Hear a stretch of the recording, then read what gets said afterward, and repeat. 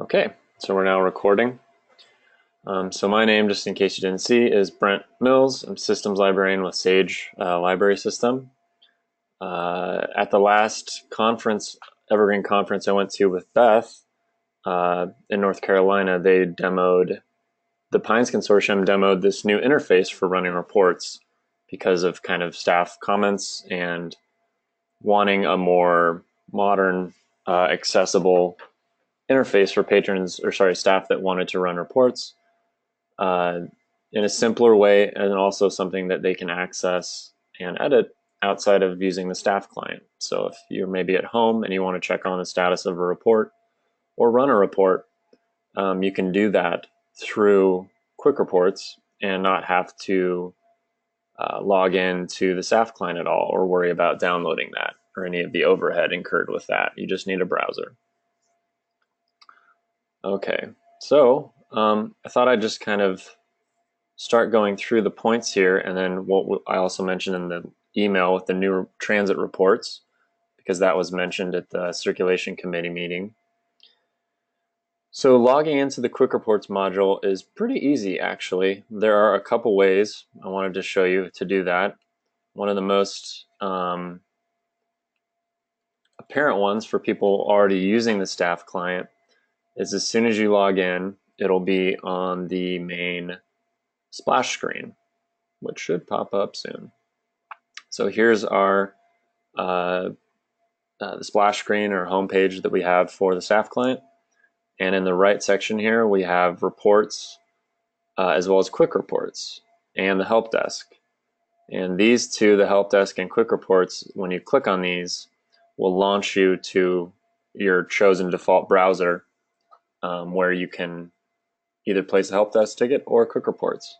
So clicking on this is one way. You can also just go to our address for the browser, or sorry, for the catalog, and Quick Reports. So I'll put this in the chat window here. It's a pretty simple, it's the catalog's address and then a slash and quick dash reports. And those are kind of the two best ways to get at it. You might want to bookmark that in your browser that you use with Evergreen as kind of a way to quickly reference it. So what I'll do now is I'll enter, I see a couple others people here. I'll just pop in. So we have Perry Stokes and Gabriella MM and a few others that are waiting for their name, but I'll catch you guys a little later. So to access the module, I will go to the staff client and click on Quick Reports, which will bring me to this login screen. And this is what it will look like if you also just click on this URL, so the catalog and then Quick Reports. So it'll address you or bring you to this login screen. And your login here, you'll want to use a report login a login that has reporting privileges. So do not use your normal account that you use to check out books. This has to be a staff account that you've run reports on before in the staff client and works. And I can always check that for you as well if you're curious. But if you've run reports before, you can be pretty safe that you can also run Quick Reports in it. And so once we're in the screen, we'll just log in using our either username or barcode, and then the password that we have for Evergreen. Okay. And so now this is what the screen will look like once you log in successfully. You'll see a kind of welcome with your name highlighted there. You will not see this admin menu because that's only available to people that have admin level privileges, and that's for adding reports and changing them, the templates. So I just kind of wanted to go through. So logging in is basically the same as Evergreen. Pretty easy to do. And also stop me too while I'm going through this, because I can sometimes go off on a tangent and I want to make sure I'm addressing the points that everyone here wants to hear.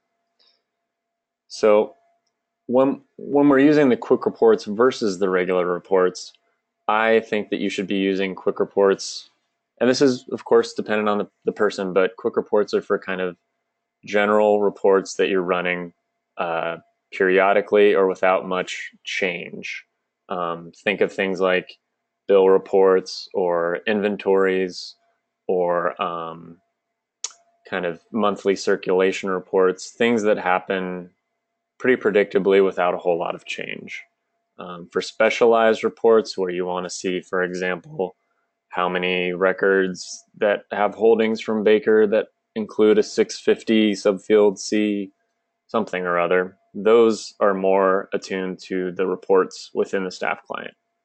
But for most instances, even myself now, I'm using quick reports for inventories almost exclusively, and they're pretty great with this new sorting feature we added for when you're viewing reports within the browser.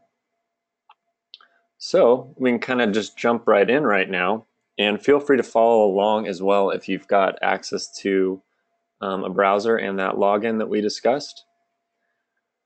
So the four categories we have right now for reports are bills, circulations, items, and patrons. Items is the one that is currently most populated. Circulations and bills as well. And then patrons, we're building that up right now. But I hope to hear some opinions from you guys as well at the end of this about what could be added in. So let's go through and just run a report right now just to see what the interface looks like. So at this point, I've successfully logged in. There are a couple ways you can do it. New quick report will bring you to that screen as well. You can also click on the quick report templates here.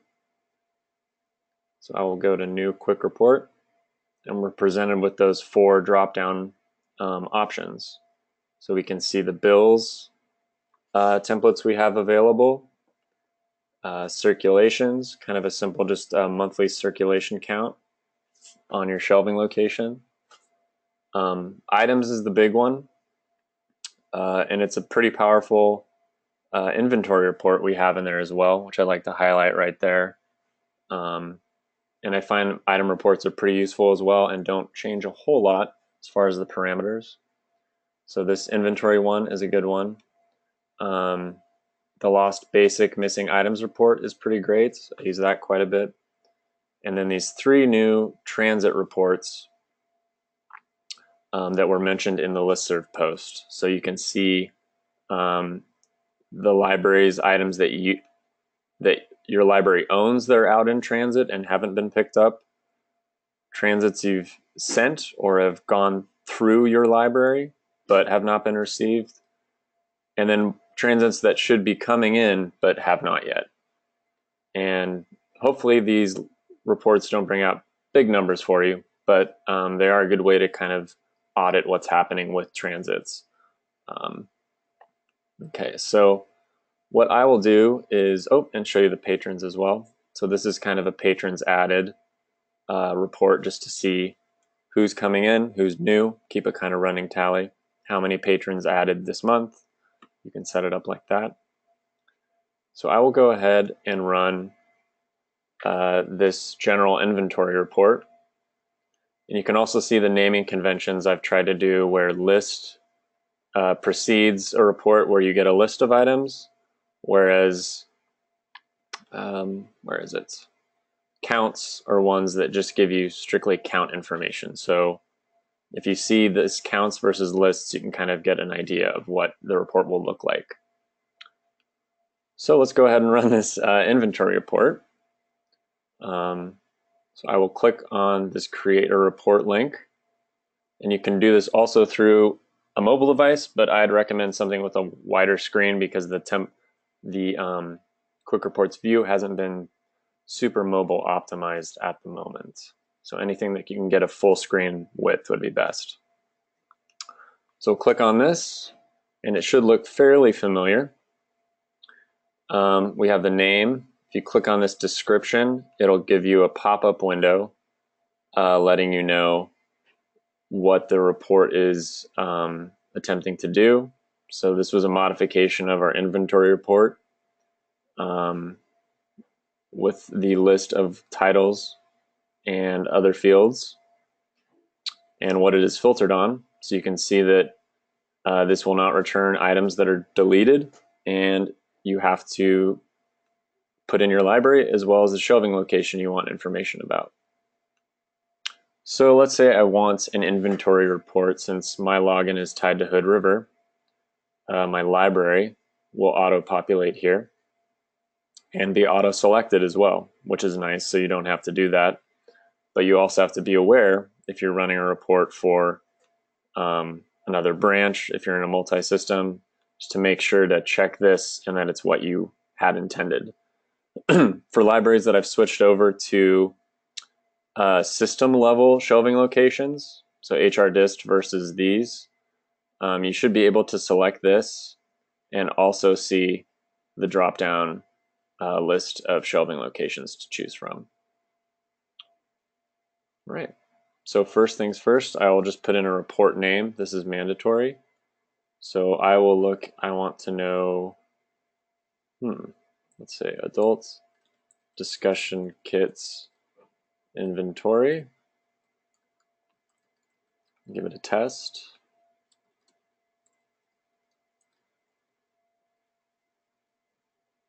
And these right here are the columns that will show up in your spreadsheet when the report is finished. So I will do this just for Hood River, although since they're on a district level, I could use HRDist as well. But just to be safe, we'll select HRCL, which is the short name for Hood River. And if you have any questions about the names as well here, I'll post a link at the end, but there is a spreadsheet documenting what these short names resolve to. So you know that BCL HA is for Haynes, HU is for Huntington, so you don't have to kind of guess, and I'll provide you with that at the end. So we'll do it for Hood River. I want to know about the discussion kits. They're probably pretty small now that I think about it. And here show static filters. That's just what I mentioned before, that it will not show deleted items, and the shelving locations also have to be live. They can't be deleted shelving locations. The reason that's hidden is because you don't really need to see that. But if you're curious, you can expand that to have a look at other things that might be limiting your report. And so after choosing those and the names, all you really have to do next is make sure that the output information is set correctly. If I want to run this once, I just have to leave that checked. It's the default. But if I want this to be a report that I run every month, I would do run every one. And I can do week or month or day. So for this example, I'll just do month. And the runtime, if you do as soon as possible, this recurring report will run on 10:45 a.m. every month from this day. If you want it to run at, say, midnight or any other time, really, I would do the same day today. So we can choose, goodness, what is today? We can choose the 26th and then select the time for it to run, making sure to set the AM PM. And then lastly, just make sure that our email address is set. This is something I would almost say that it's a good idea to always put in, because it gives you another way to access your report. So make sure that's always set as well. So I'm just going to run this once and right now. And these are your output options. I'd leave these as well as they are, although you can investigate by clicking that link. HTML and Excel, those are the two predominant methods for that. You can do bar charts and line charts in Excel as well. So next, all we have to do is click Run Report. and you'll get this message that the report has been sent to the queue for processing, which is a little too technical, but it just basically means that it's getting in line, and if no one's behind it or in front of it, it'll finish running. And so now we've run a report, but oof, where is it? We've got to figure out where to find that report. Since I put my email address in there, I can go to my email account, and it won't be in here just yet, but it will be in your email once it's finished. And you can also click on My Quick Reports, and you'll have a list of what those reports sections were. We ran one from items, and you can see right now that it is currently running. That's because the inventory report does touch on a lot of pieces in the database, and so it sometimes takes a little while, but it shouldn't take an alarmingly long time frame. And if it does, please let Beth or me know, and we can figure out what could have gone wrong there. So you can also just click on that link again if you want to refresh to see when it's finished. If it doesn't finish soon, I'm just going to click on one of these other ones we have. So it looks like that is still finishing. But I already have one here from Harney County. And so while your items are running, you'll see them in this top column, but when they finish, they will be in this completed reports column. Again, underneath this My Quick Reports tab. And from there, you would just simply click on the link, making sure this has no patron info. So I will click on Harney New Cleanup, and this is exactly what it would look like if you clicked on it from your email. Tabular input is what you want to click on, which will bring you to the HTML view for the report. So if I click on that, now you'll see that it's in the browser. And I've put in a little JavaScript guide that allows us to sort these columns up to a limit of about, I think, 116,000 rows. So if you have more than that, it will not allow you to do that because it will freak out. So for example, if I was doing an inventory report, I didn't want to go through Excel, I might just want to order by call number.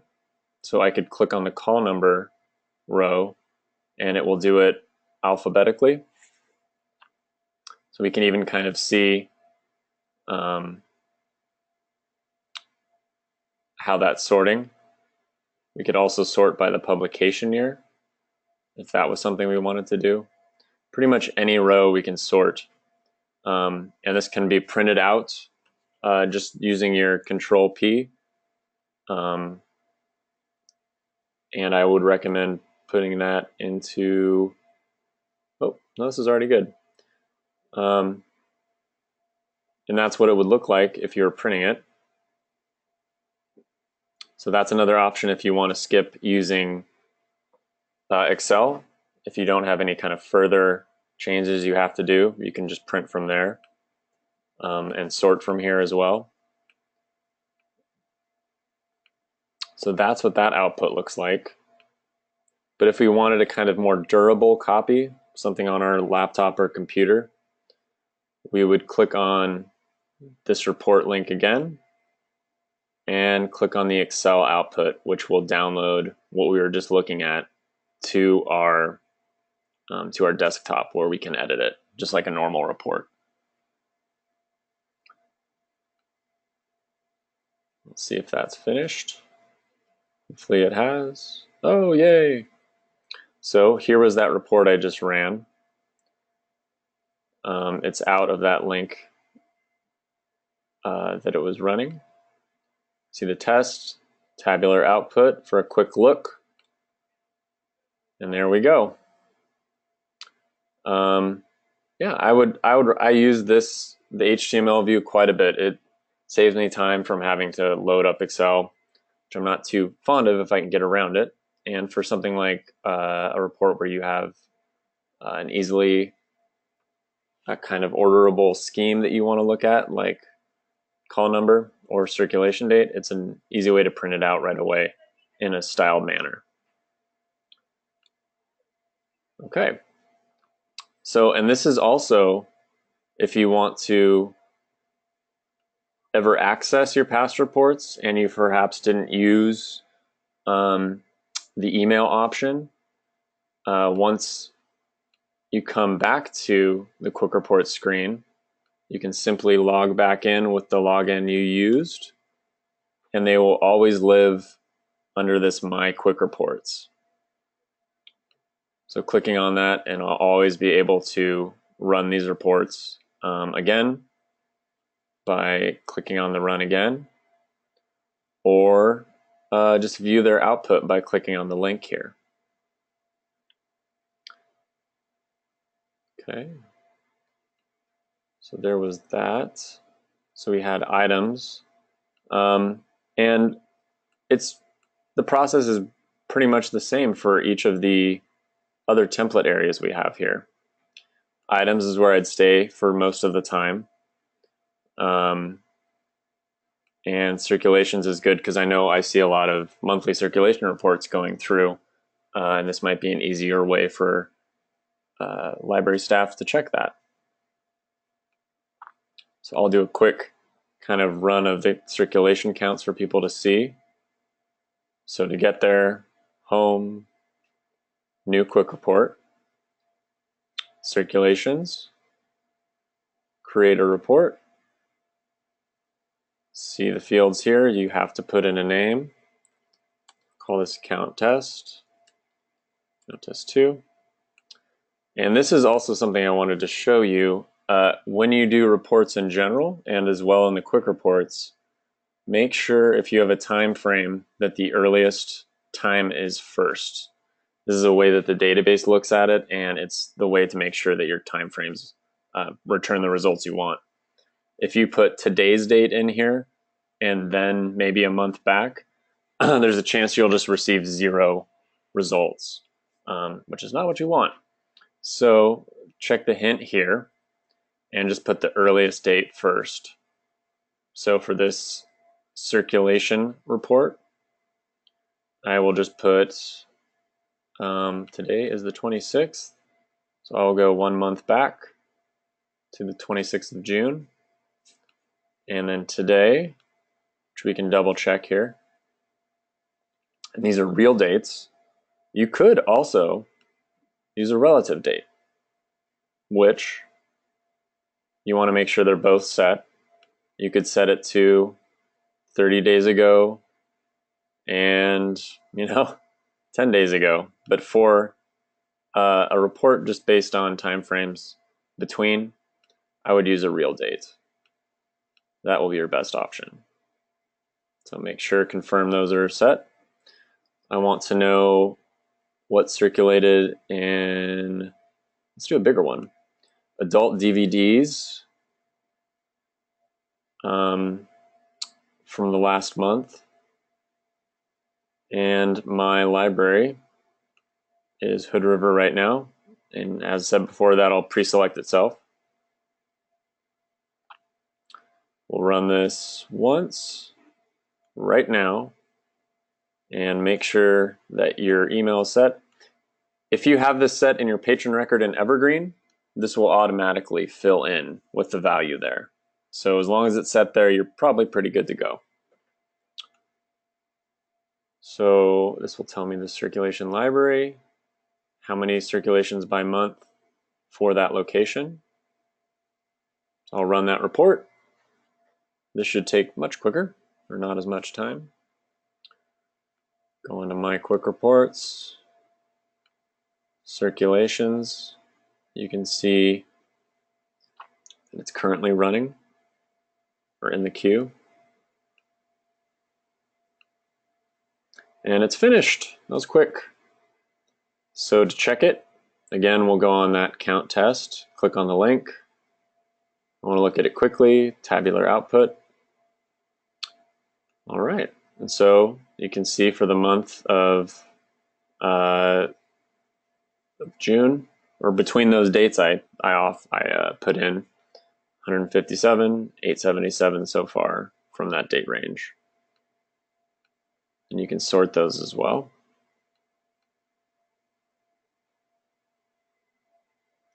Close that. And if you wanted to change something about your report that you've already run, say if you did a monthly circulation count report and you want to modify that, you will just be inside this My Quick Reports, and you'll click on Run Again, and you have the option to edit. So for example, if you wanted to change your time frame, like you noticed that it was really low for June, and you're like, oh, that's because there were, it was on the 26th that I had for June, so it makes sense there weren't a lot of returns. So you can make sure to check that, and then just give it a new name, or it will auto give you copy, and then run that again. Okay.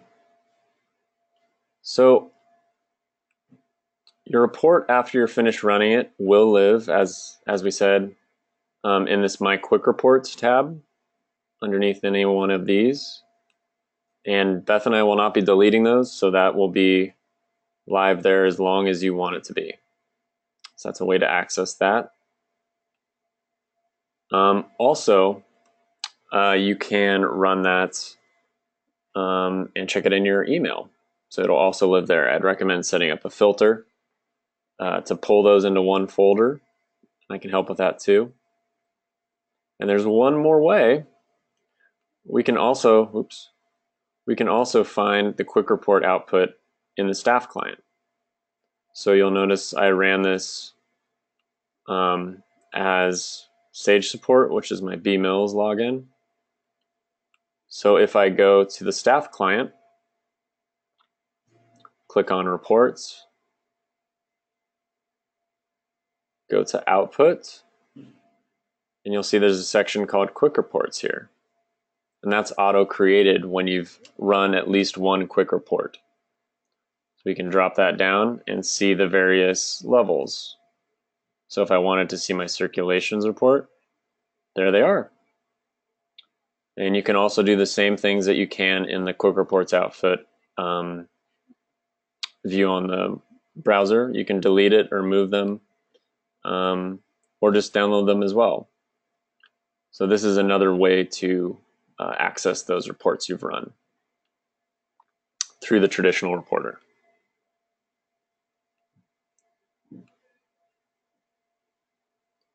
All right, and like we were kind of talking about with those recurring reports, those are pretty simple to set up as well. Monthly basis is what I find for the most part people are using. So I will just go ahead up and set up a monthly adult DVD report. So if I want to see what my circulation counts are on a monthly basis, I will go back to the circulations tab, click create a report, call this one test 3. All right. And for this one, I'll put relative date. Actually, this might not be a good example one for that. My apologies, because the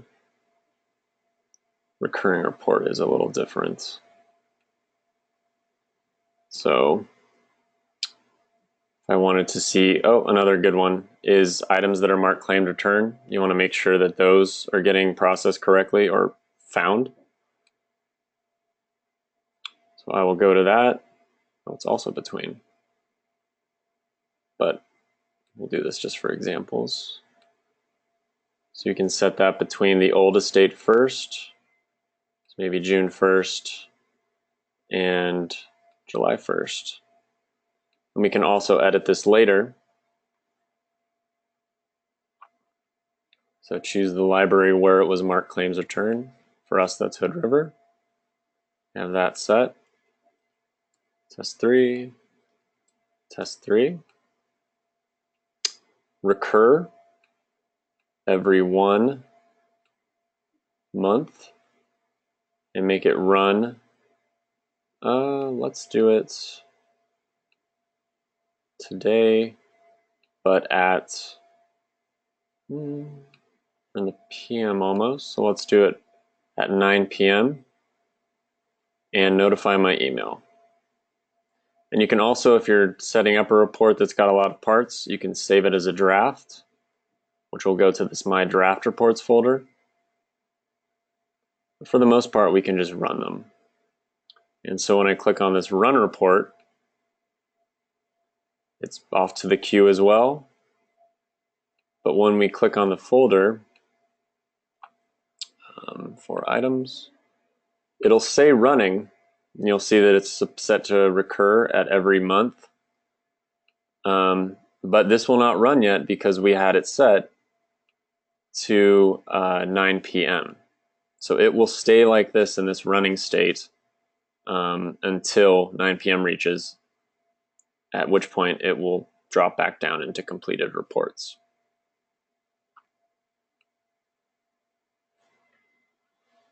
Okay.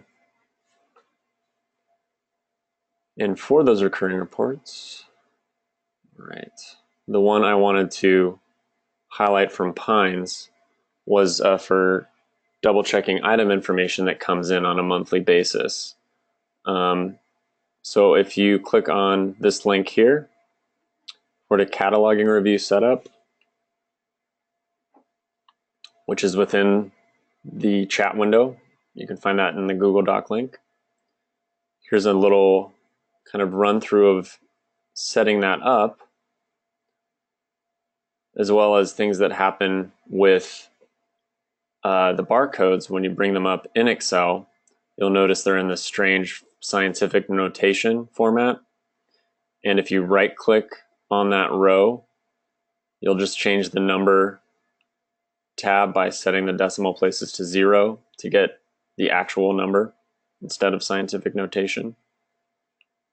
And there's more hints here as well. But this report, now that I've logged out, we'll come back in. Go there, items. And this was the report they mentioned, the items created added by date range. Theirs is called list of items added.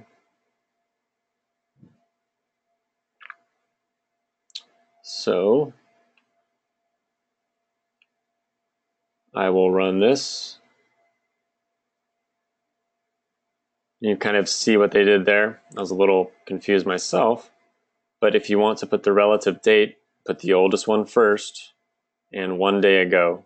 So this one will grab up to 32 days ago. So I will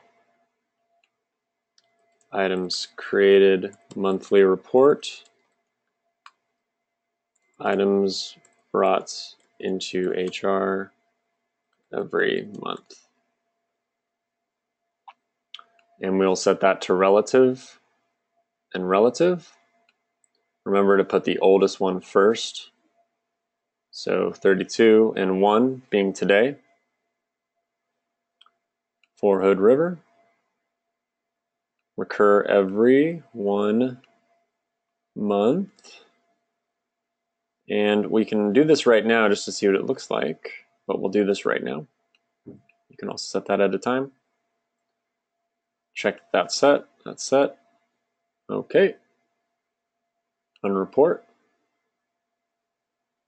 Sent to the queue. My quick reports. So for the most part, these are the two tabs that you'll be living in. If you're running quick reports, is the quick report templates and the My Quick Reports. You can see that that's running right now.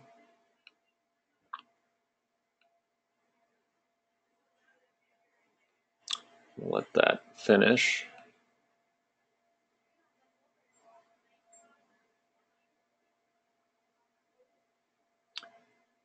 So I guess if anyone has an option to speak or they have a microphone. Has anyone tried using the Quick Reports interface before this session?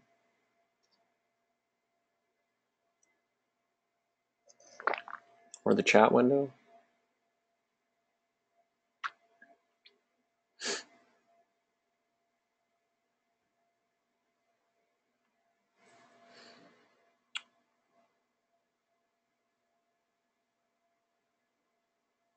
Okay.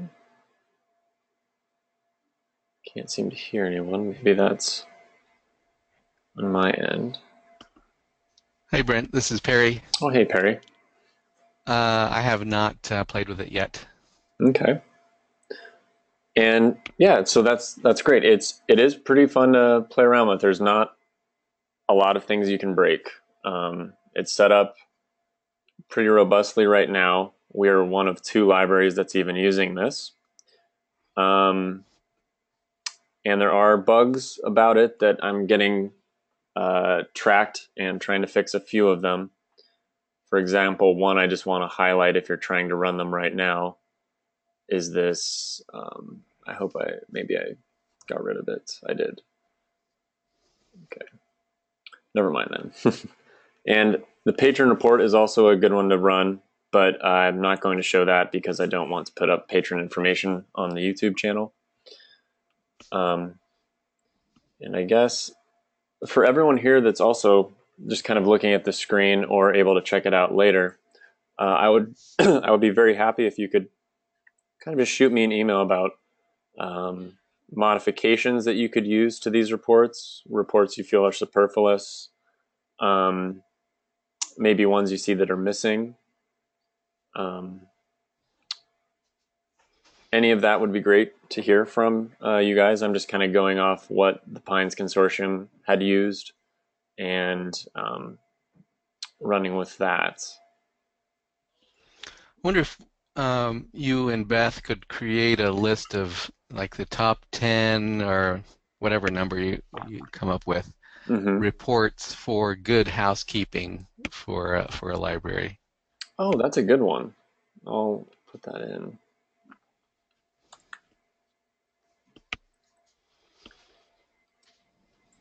That will be a good idea. I actually have in my reports um, section one one called cleanup that I use exclusively for cleanup reports. So those might be Hmm. good to put in. That's a good Hey idea. Brett. Hey. Hi, it's Gabriella. I was just curious. I noticed that on the My Quick Reports, Mm-hmm. under the run date column, it Yes. has a date. And so I was wondering if it just has a date, does that mean it's in the queue? And if it actually has that running in green, does that mean it's running right then? Or is it reversed? Or what does that mean? Oh, sure. Were you thinking about which one was it? Uh, one of these? Oh, when. Right. Well, because right now, both of them, I'm assuming they're both in the queue because they have, under the run date column, they have actual dates rather than when it was actually running, it was in green or something. So I was just wondering if that's what the difference was, whether they were in the queue versus like first in line kind of thing, or. Yeah, they're just kind of waiting in the queue, and you made a good point there. You can kind of see that it's set to run in the future, um, and that's where the one that I just finished today. So this, as long as it's recurring, it will always show up here. And the one for today is the one that showed up right here. So that finished, that was running, and it got dropped down here. The same thing with this test 3 that was recurring. It finished, and this month's lives right here. And now it's just waiting patiently for the next month to finish it. Not sure if that helped. But if you do see that green running, it does mean that it's actively running the report. Gotcha. Thank you. Yeah. Okay. Okay, so that item's created, monthly report. We can see that's now set up to be a recurring one. And the cool thing, as I kind of pointed out here, for setting up the recurring reports is that you can edit them. So that one that I created monthly, I would go to that top column where they haven't run yet, these future ones, excuse me, and click on the edit report link. And that will let you change a certain number of fields, and you'll see that it's changed to update report. So if you want the next report, for example, to be from a different library, or if you want the date range to change, make sure that that's set there, and then you can update it and it will look like the same report. That's another option you have there.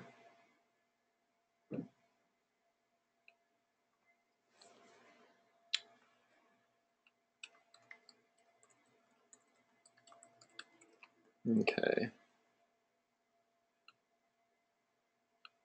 So with the cataloging kind of review step, go back into the quick reports, that item's created, see it right there. I will click on it, tabular output. I think it might help in the future if we, excuse me, change that to HTML output, so it's a little more clear. So we'll click on this.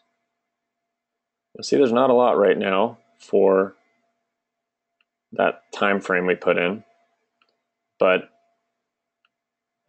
you can see that that's probably not the right barcode exactly right there, which is a good thing to check. And you can see that your shelving locations line up. You should have an author, that's there if you're missing a call number. So what I'd kind of recommend doing is just going through setting that up the once using 32 prior, which I'll put here. So this is only for a day, but putting that 32 days ago and 1 day ago when you're running it, and checking this every time it runs, checking the output here, just to make sure that the items you edit when you're putting an item in are correct. It can be something silly like you used an accidental barcode, or the shelving location is adult new DVDs, when you can see that this item should be actually old DVDs. And so that's a quick way to check. And I can also just help out individuals with that afterwards if they'd like some kind of one-on-one with that. I have set up reports for myself for inventories for Hood River for the staff members here as well. So that is no problem at all, and I'd love to help.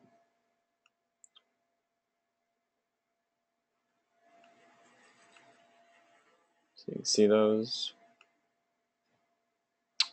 The home there. And so I guess other than showing, it's a pretty, I feel it's pretty intuitive. I hope it is more so than the reports that we're using within the staff client. I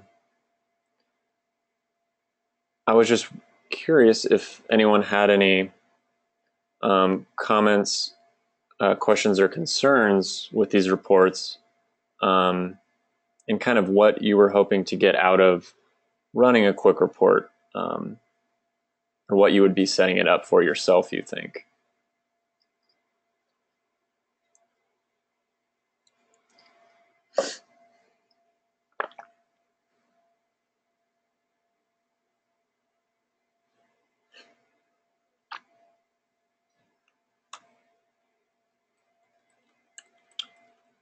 So kind of like I mentioned, inventory, cataloging, checking is another good one. Item status reports. So if you want to see lost, missing, claims returned typed items, those are a good one to use quick reports for. I'll make Number of new patrons per month would be nice. Yep. which I think, let me see. If I go back to the templates, you have patrons added, so there's that. Mm-hmm. We could also have patrons deleted. I'm not sure if that's so big of a issue, but and with regards to the patrons as well, I've gone and created a custom billing report. Sometimes there were issues before with patrons that you might have run reports before and seen, blank spaces in the amount they owe column. And that's because if a patron never had a bill, there was never a value there. And that kind of threw off the report filter logic. But we've changed that to allow for it so that those are weeded out. But you can click on the description button, kind of see that it will not show patrons basically that are in good standing. So they don't owe any money or they never have owned money.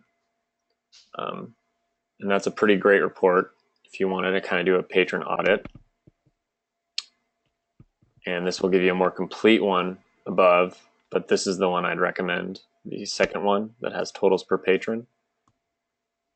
So this is kind of what it will show you information-wise. So you would set that by which permission group. So for the most of us, it would be full privileges. So that's a good one to try as well.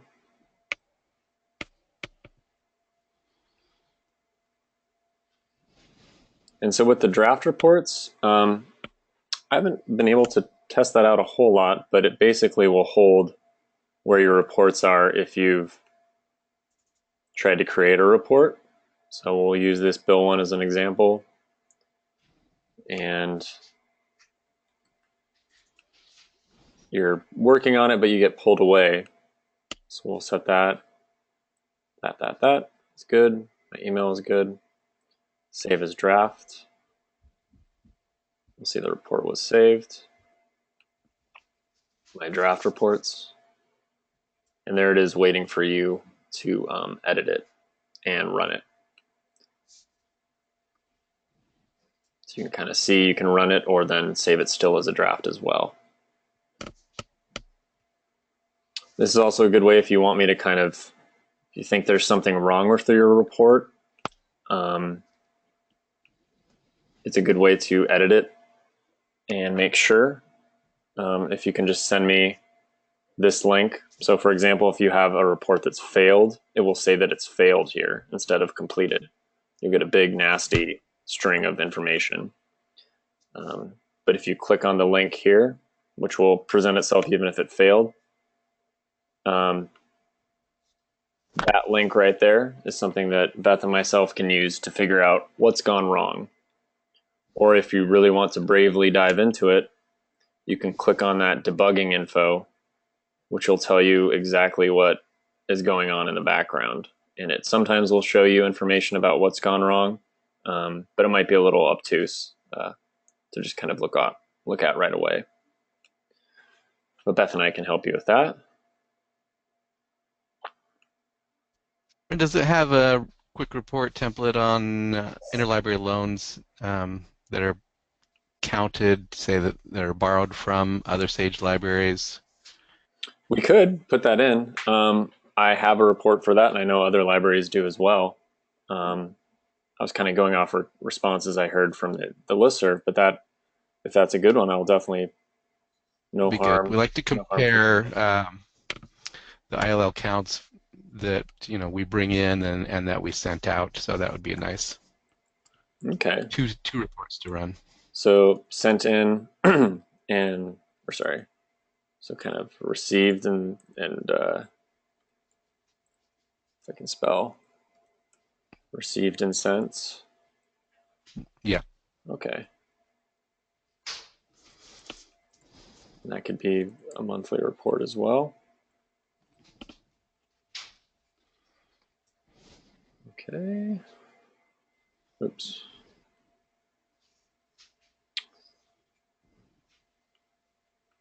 So yeah, these will be as these will be, we'll be putting more templates in here. We don't want to crowd them so that it gets to the level of what we currently have in the reporter in the staff client. But these were kind of vetted as being the most useful, at least from what I heard back on the list, as well as just the people at Hood River here. And there's definitely more to put in. There were a few issues with reports that limited on a name. So if you had a field like you wanted to know any item that had a title like Harry Potter, for example, and you were limiting on that title, it wouldn't do the right back-end magic to make that work. But I put in a ticket about that, which I'll show you guys. This is the bug tracker for the quick reports. You can kind of see if you do have a problem or run into something. This is likely where I'll be reporting it or mentioning it. It can get a little techy, but that's where I'll be putting all the issues that we have with it and working on getting it set up. The Pines consortium, since they were the ones that sponsored the primary and main development on this, they will have a good source of information as well. So if we go to their site, you can see pretty much what I'd already linked out to, as well as the kind of more techie stuff. But these are the two links that are available at the bottom of this Google Doc. And that is a doc file.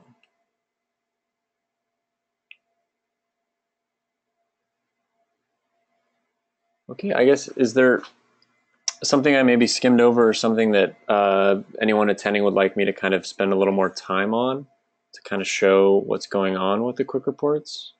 They're fun to just play with too. You'll be able to access them through a tablet or a mobile phone. Well, what I said, a tablet's probably better, since you'll be able to see the screen in its entirety, and you'll be able to sort it without having an Excel program, which is nice for tablets that maybe do not have that.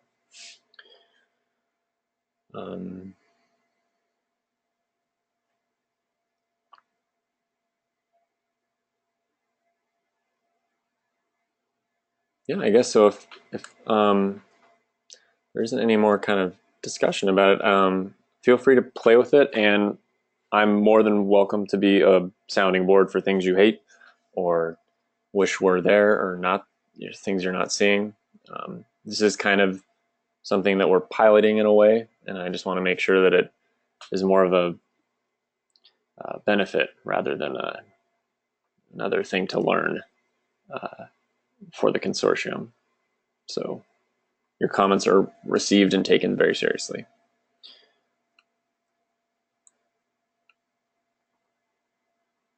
Okay. Quick question regarding the transit reports. Does it display last location scanned? Aha.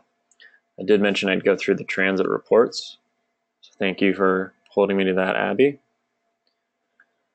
So for the transit reports, it will, I'll show you, the templates, items, and my library's items in transit and not received.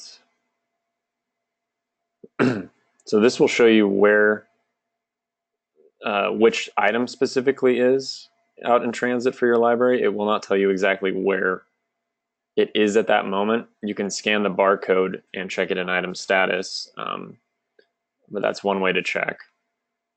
And you can also transit sent from my library and not received.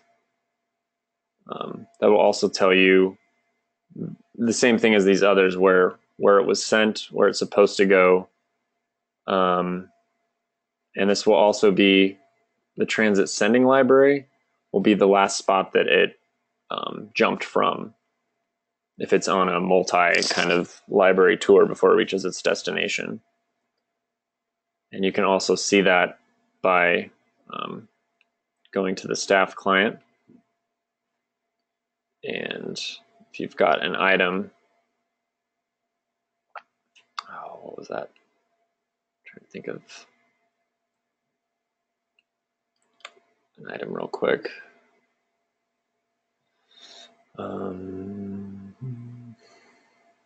But that is a good option to see the last location scanned. I will put that in as something we can put in for the transit reports, last location scanned. So that would be where its previous jump was from. The current sending library that you see, excuse me, that sending library, that will be always the most recent spot it was sent from. So there can be another column for previously sent library that we can include in that. That's good. Get that in there. And that will be, for instance, sometimes, just to let you know, that will be blank on occasion. If it's, for example, if you're just sending an item from a branch library to another branch library, you're probably not going to hop out to a different library before coming back. Yeah, so that's good. Thank you for the input on that. Okay, so I've got some good stuff to go off here myself, especially with these reports that Perry mentioned. I think everybody's pretty good on house cleaning. Everyone's got their own way to do it. You can kind of break that down into house cleaning by items and patrons. Yeah. And just as a reminder for that house cleaning, I am in the process of normalizing people's addresses. So just making sure that the zip codes and the street addresses don't have weird numbers of spaces or things like that after them. I'm going to leave the capitalization as it is because each library has kind of their own way of capitalizing things. But that will still be easily sortable. Okay.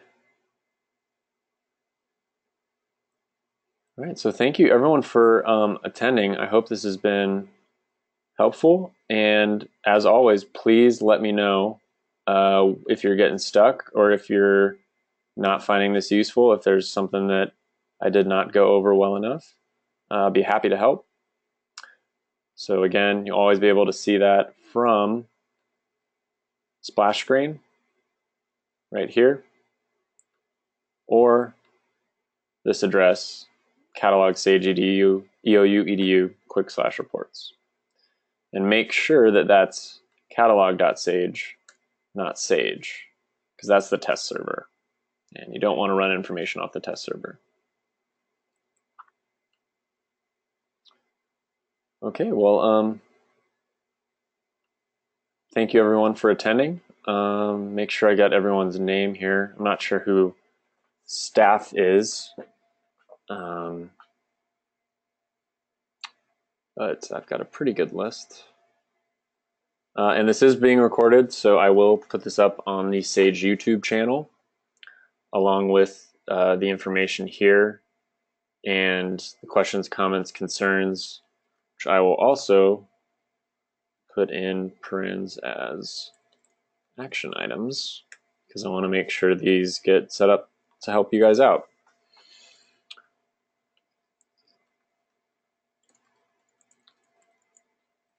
Okay. All right, well, thank you everyone, and hope you have a great Tuesday, and get in contact with me off the session if you have any more questions. I'll be happy to help. Thank you so much.